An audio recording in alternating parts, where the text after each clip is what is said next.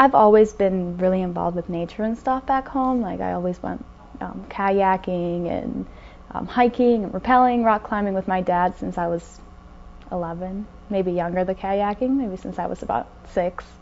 So I was just really involved with it at home, just like trying to take care of nature and taking care of a beautiful island that we have. And that's how I went into environmental engineering. I wanted to like engineer ways in order to save the environment and protect it. And through college, just kind of like developed that ambition, just kept on going for that. And I worked in the environmental health and safety department of a company. And I am in the committees for sustainability. And it's really neat. It's very different way of seeing the issues. And when the opportunity arose for going with the Will Steger Foundation, I was like, yeah, this would be great to have the other side spectrum. You know, I've always worked for profit organizations and seeing that side of the sustainability issue, and now I'm seeing the opposite side. And it's really good to have the contrast and balance because you can see the arguments for both ends, and you can kind of like build up a better argument for it when you know what is being said and what the issues are. We just need to be more sustainable in our ways of life. We need to stop consuming so much and burning fossil fuels, and just it's destroying the environment, it's destroying society.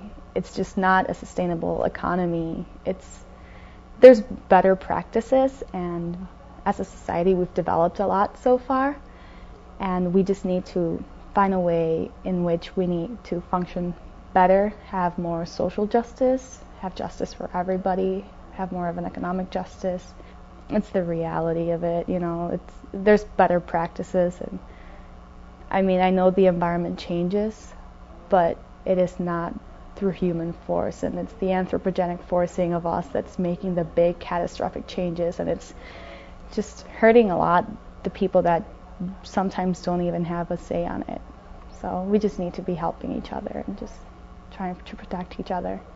The Midwest has awesome resources. I think we need to be very conscious of the fact that the Midwest has the biggest bodies of water, or fresh water, in the world, and we need to protect it and defend it and just take good care of it, because at the end of the day, one of our limiting resources will be water, and there's going to be a lot of issues with migration and having to educate people on not being wasteful and appreciating what they have, and ensuring that we think globally, act locally, and just protect ourselves and represent that in Copenhagen on a worldly basis. I think that's really important, and it's really our future that we want to mold. It's our life. It's us that we want to create a good future for. And if we don't take action on it, who will? If we don't take care of ourselves, who really will?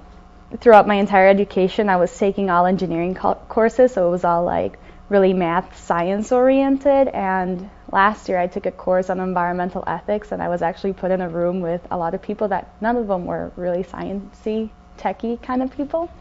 And it just gave me the other side of the spectrum. I was used to like the waste and the consumption, and not necessarily a social justice piece of it, but more of the wasteful American society that we just like dispose of everything, and we kind of like over-engineer our things, and we overbuild, and everything's bigger and better and just huge, monstrous things that we don't necessarily need.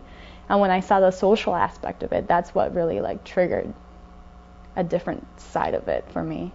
So I do have a lot of the technical background, which is really neat because I can actually like bring that in for people that are more technical and more science oriented, that they understand that it's not just the science piece, but there's also a big social piece component to it. And it is through the engineering and through the modifying, like technical modification of our lifestyle, that I think it's going to be the way that we're going to be resolving the issues of climate change.